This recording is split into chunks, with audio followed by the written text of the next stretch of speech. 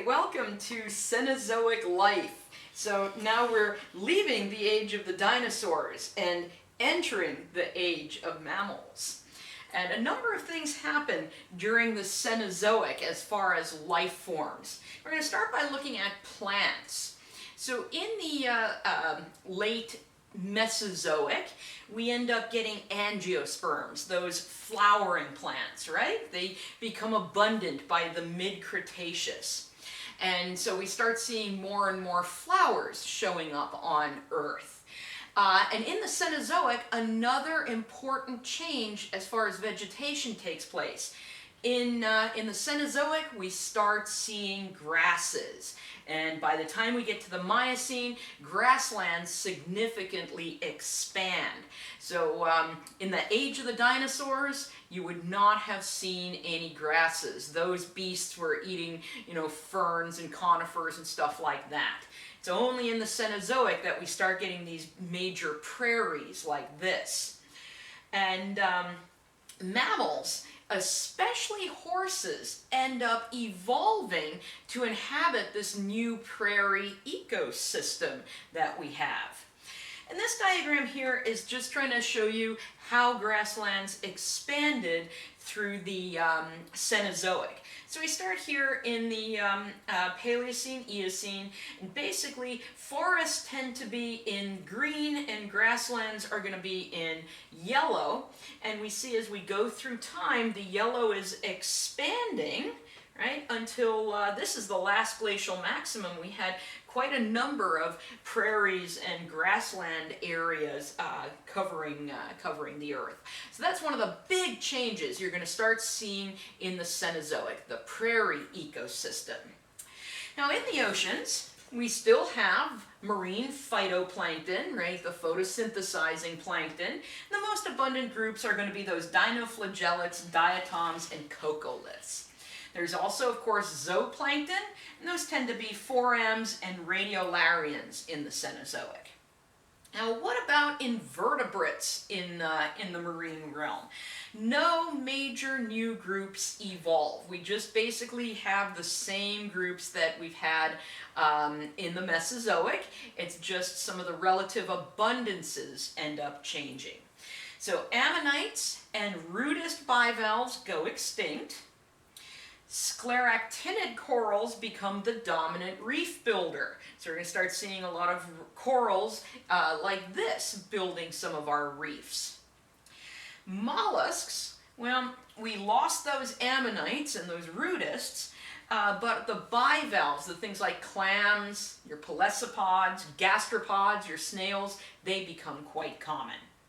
And echinoids, well, we still have some crinoids today, although they're not very common anymore. But we do start seeing sand dollars at this time. Sand dollars evolve and become more common. And this is what a sand dollar looks like.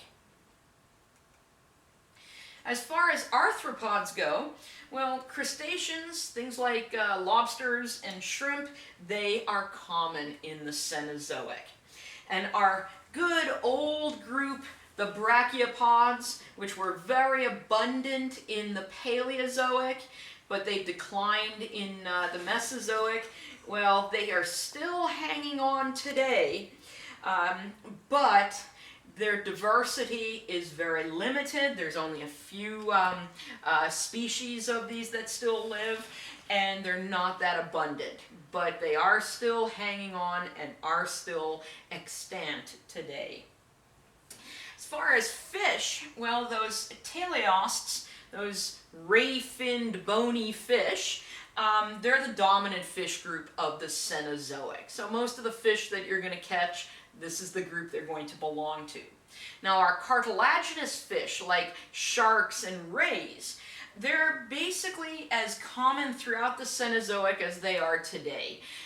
Sharks really, and their associated brethren, they have never been the most abundant fish around, but they've always been around, at least since the Devonian. So they're just still doing what they've been doing for millions of years. I like to put this in here because we see our 6-foot person.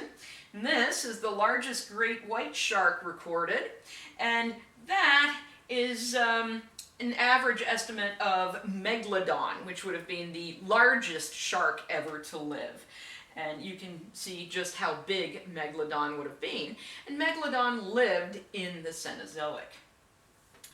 Amphibians, well, amphibians were important in the late Paleozoic, and they hang on through the Mesozoic, and they're still hanging on today. Today, the amphibians you see are going to be kind of smooth-skinned, they're going to be small, they're going to include frogs, toads, newts, salamanders, things like that. Our frogs appear in the Triassic, and they're kind of the same as they always have been. Now, squamates, these are lizards and snakes. Snakes actually evolved from lizards in the late Cretaceous. And if you ever dissect a snake, you'll see that it still has hip bones. Basically, these kind of vestigial structures left over from when it was a lizard with four limbs. While snakes first show up in the Cretaceous, they really start diversifying in the Miocene. Crocodilians evolved in the Triassic, and they were quite diverse, a diverse group in the Mesozoic, but they did suffer in the extinction event that killed off the dinosaurs at the end of the Cretaceous. And so while they are still alive today, they are much less diverse than they once were. Now, an important group are the birds, because birds evolve, of course, from dinosaurs in the Mesozoic. But as this evolution progresses, the birds undergo a number of changes to make them better adapted for flight and for the sorts of things that they do. And so you start seeing a fusion of hand bones to support the wing. So instead of having multiple digits, and so these bones start fusing together to be a good support for these wings. They end up getting a keel on the breastbone, which the flight muscles will attach to. Fusion of the pelvic girdle and some vertebrae, and this again helps it to be stable in flight. There's the furcula, this is a wishbone, this is fused clavicles. And we did also see this in theropod dinosaurs after the Triassic. This is another thing to help with flight. So in any case, there's the arm, and here you can see the fused bones of basically what would be the hand. You can see that the tail now is no longer that long lizard-like tail. There's that keel that I was talking about that your flight muscles get attached to. And so they have kind of this very nice beefy keel, so there's a good place for those muscles to go. And so we see some skeletal changes in the birds as they get better and better at flying. Of course, birds also have feathers. They have a toothless beak, so unlike Archaeopteryx and unlike some of those dinosaurs that they evolved from, these guys lose their teeth. And they have a 4-chambered heart, just like us, but a little different from what reptiles have, which is a 3-chambered heart. And these guys are warm-blooded. In the early Cenozoic, there was an important predatory group known as terror birds. And these are the Phorusrhacids. And these were large carnivorous birds. And in fact, up until about 2.5 million years ago, these guys were the top predators in South America. These things were running around and preying on all kinds of different little mammals and things. Now, why did they stop being the top predator? Remember when we went over the Cenozoic, we have the Isthmus of Panama joining North and South America. And when that happened, predators from North America actually traveled to South America, and they were able to outcompete the terror birds. This is what the terror birds would look like. You can see the size of them. They have killed some kind of little mammal right there. And how big would they be? Well, there's our 6-foot person, and there's a terror bird. So this is definitely something that could be a large major predator. Now there is one poor bird called Gastornis, who for many, many years got lumped with the terror birds because he's big, he's got a big beak, looks like kind of like a terror bird. And so people are like, yeah, it's also carnivorous. But further studies looking at the beak and the wear on the beak and things show that this poor guy was actually an herbivore. He would eat nuts and things and use the big beak to crack those shells. And so anyway, Gastornis, while you'll see him lumped with terror birds in older books, is really an herbivore and would not have tried to eat you. And that's how big Gastornis could be. Again, nice, large bipedal bird there.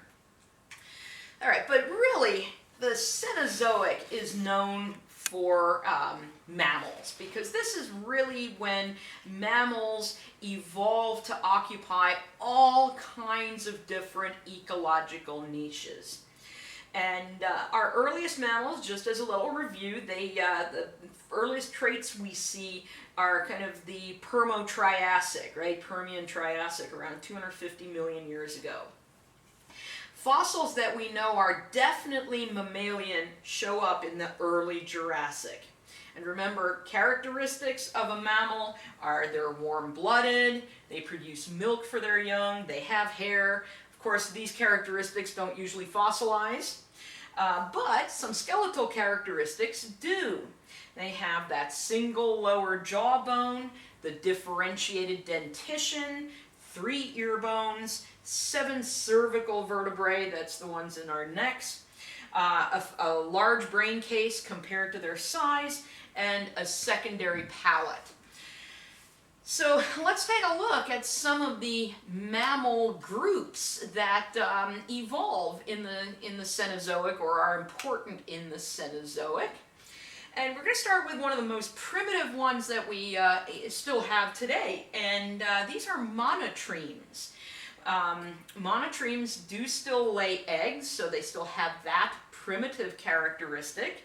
They do produce milk for their offspring, but they don't have any nipples. They actually just have like a weird little patch of skin that oozes milk that their young kind of laps up.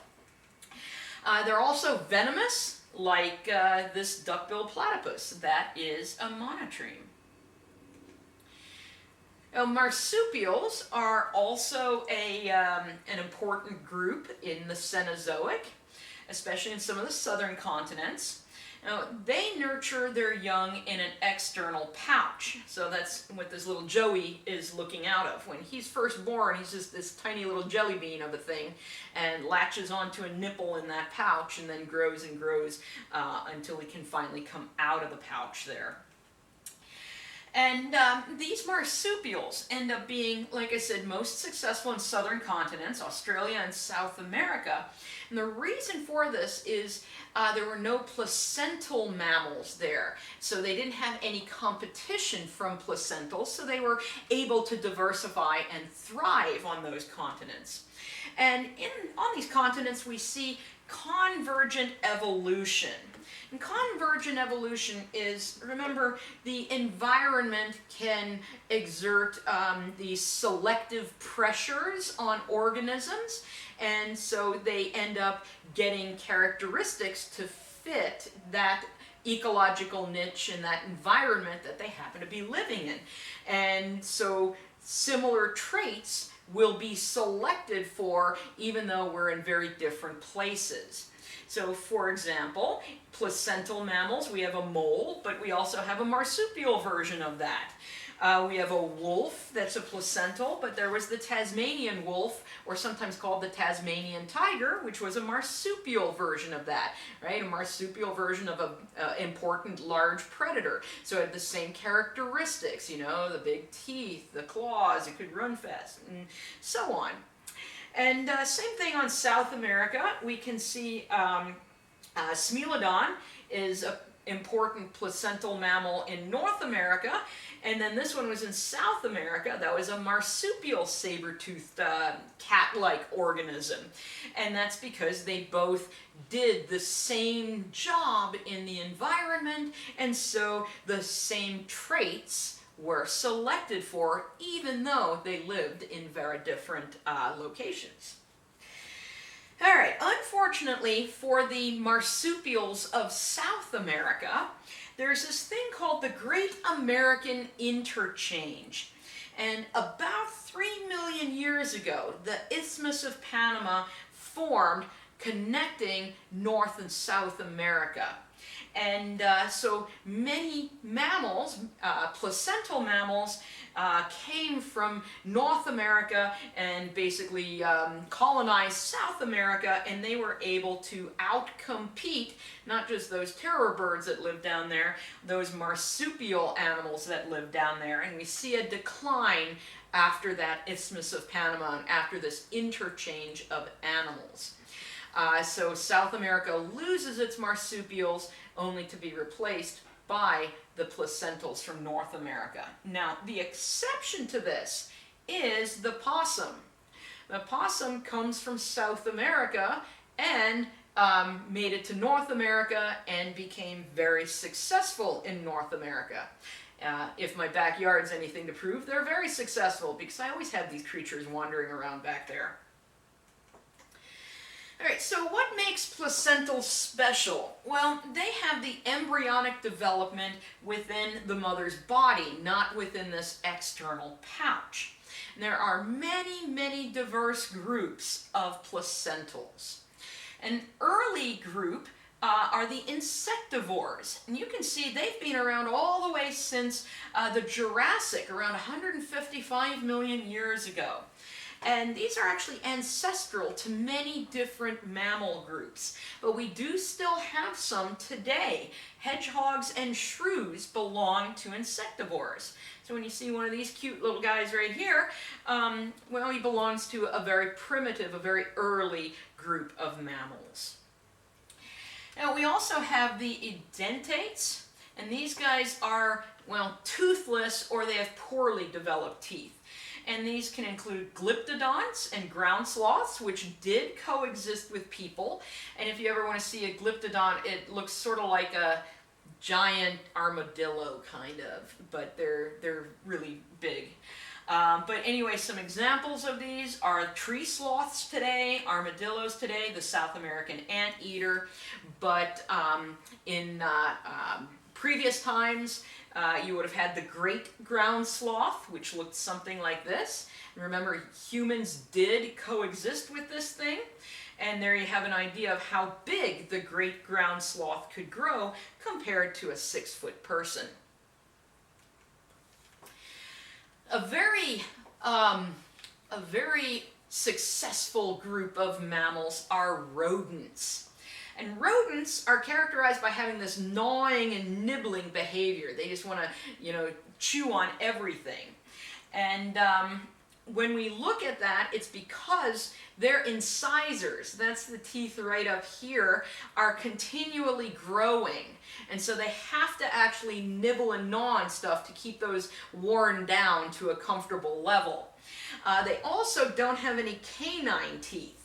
So if we look at our rodents, we have several groups of them. And there's the protorogomorphs, and these existed in the early Paleocene. And these are the ancestors of squirrels and old world porcupines. Then there's the sciuromorphs. Those are squirrels, chipmunks, and marmots. The castoromorphs, that's your beavers.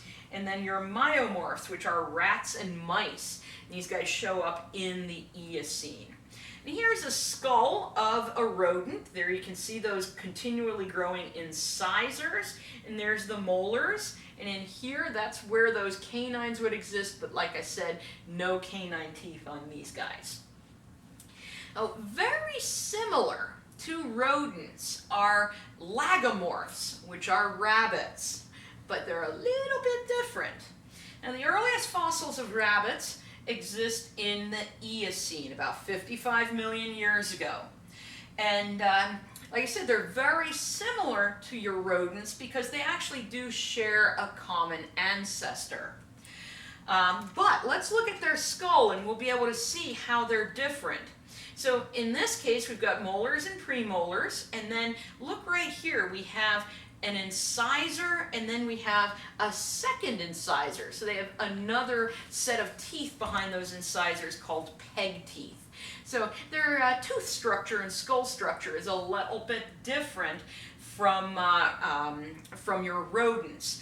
But they do share some similar things, like they need to gnaw and stuff and grind those teeth down. But they are a little bit different. So we're going to stop there and start up again with bats.